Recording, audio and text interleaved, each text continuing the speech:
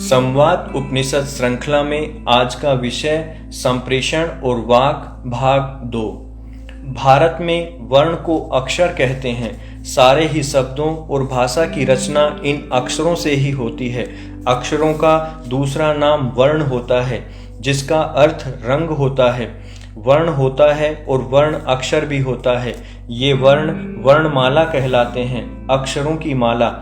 इससे विकास की प्रक्रिया की शब्दावली को समझने की पर्याप्त दृष्टि मिलती है। क्षर का अर्थ है वह जो कभी नष्ट नहीं होता, जिसका कभी क्षरण नहीं होता। प्रत्येक देव का भी यही स्वरूप होता है। प्राणों, अक्षरों, देवों और वर्णों तथा शब्दों और संप्रेषण के माध्यम से ही विश्व की निरंतरता बनी रहती है। सूर्य उच्चतर आकाश से शाश्वत अव्यय का अंश लेकर उसको विलोम असुर सहित अक्षरों में परावर्तित करता है। असुर, भूत, पिशाच आदि संख्या में देवों से 3 गुना होते हैं। आकाश में हम वायु का दर्शन करते हैं। वायु से हमें अग्नि प्राप्त होती है, अग्नि से हमें पानी मिलता है और पानी से पृथ्वी मिलती है। पृथ्वी पर हमारे जैसे जीव, प्राणी, वनस्पति आदि उत्पन्न होते हैं। प्राण पाश या पशु कहलाते हैं, क्योंकि हम पृथ्वी की शक्ति के साथ बंधे हुए हैं। सूर्य, पशुपति, शिव या पशुओं के सिरमौर कहलाते हैं। वे हम में से प्रत्येक के साथ विभिन्न भाषाओं में संप्रेषण करते हैं। उसके बदले में वे स्वयं अपने आप से संप्रेषण करते हैं, क्योंकि वे हम में से प्रत्येक के भीतर निवास करते हैं। वाक शक्ति के लिए वांछित सभी प्राणों की सृष्टि यहाँ सूर्य में होती है। सभी नियतियों का पूर्ण निर्धारण या निर्धारण यही होता है और जीवन के अंत में सब यहीं सूर्य में समाहित हो जाते हैं। भारत की शास्त्रीय भाषा संस्कृत देव भाषा कहलाती है। इसी के आधार पर सृष्टि का संचालन करने वाले नियम हैं। संस्कृत वर्णमाला का प्रत्येक अक्षर सृष्टि के प्रमुख प्राणों का प्रतिनिधित्व करता है। सभी 16 स्वर षोडशी पुरुष के प्रतिनिधि हैं। पुरुष उन 16 तत्वों की एक सम्मिलित इकाई है, जिसके बिना कोई सृजन संभव नहीं हो पाता। वर्णमाला के सहयोग से ये स्वर पूरे ब्रह्मांड में व्याप्त हैं। इसीलिए भौतिक पदार्थों की उत्पत्ति के लिए मंत्रों का प्रयोग में विश्वास किया जाता है। भारतीय पुराण शास्त्रों में इस प्रकार के उदाहरण प्रचुर मात्रा में उपलब्ध हैं।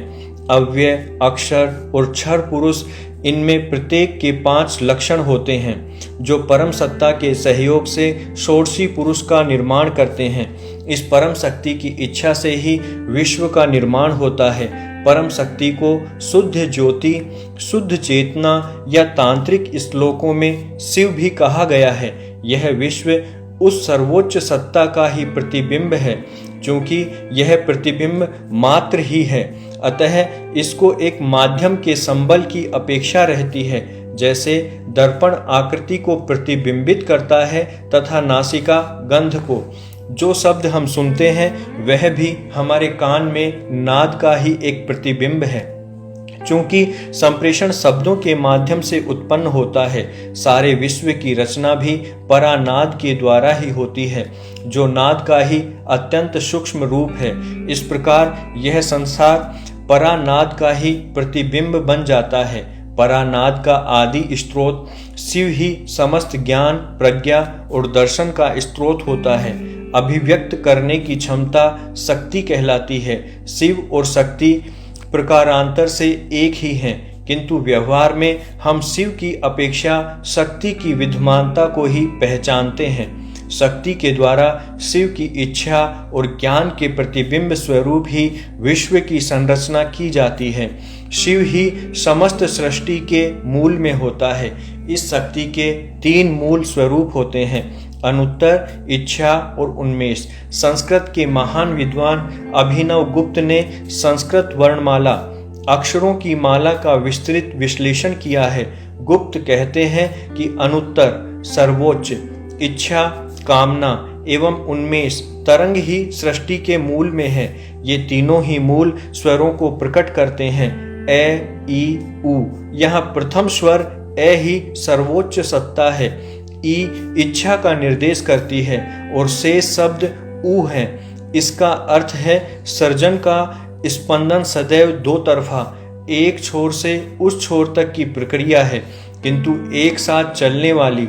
यहाँ हमारे सामने दो तत्व हैं, एक इच्छा तथा दूसरा इच्छा पर आधारित क्रिया और साथ ही इच्छा पर नियंत्रण।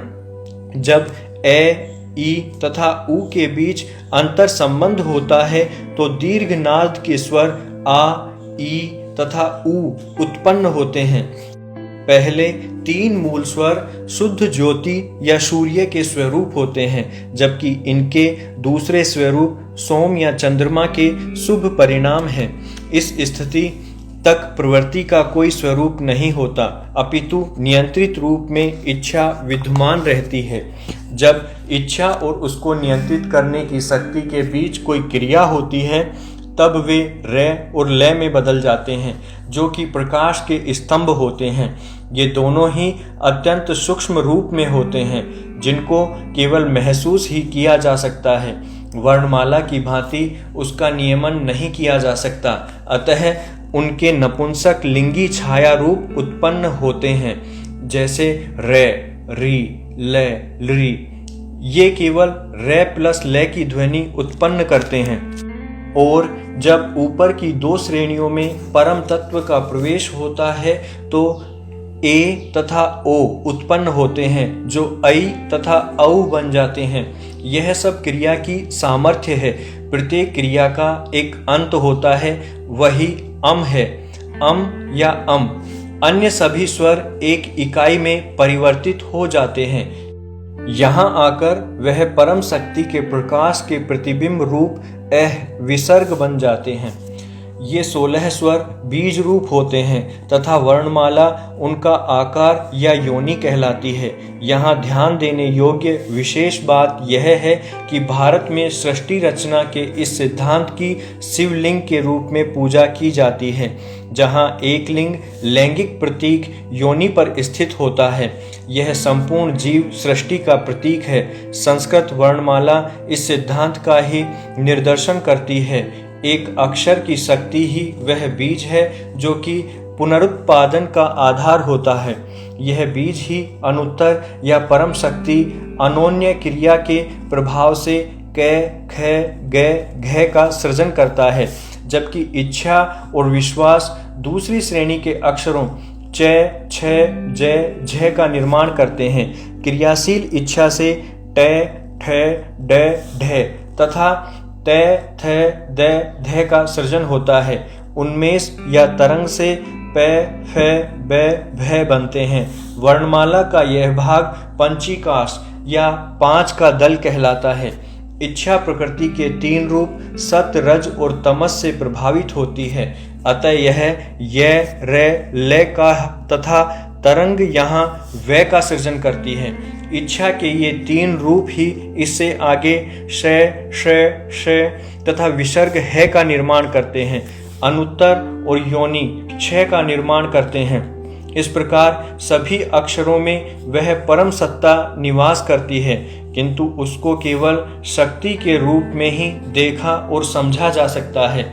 स्थूल भौतिक सृष्टि अर्थात वाक मूल रूप से शक्ति के स्पंदन का ही परिणाम है। विश्व के सभी पदार्थ शक्ति के स्पंदन से घनीभूत होते हैं। इसी को प्राणन या प्राण विद्या कहा जाता है। प्राणन का आधार ब्रह्म है, स्वयं अविकृत रहता है तथा अपनी शक्ति के द्वारा विश्व का निर्माण एवं संचालन करता है।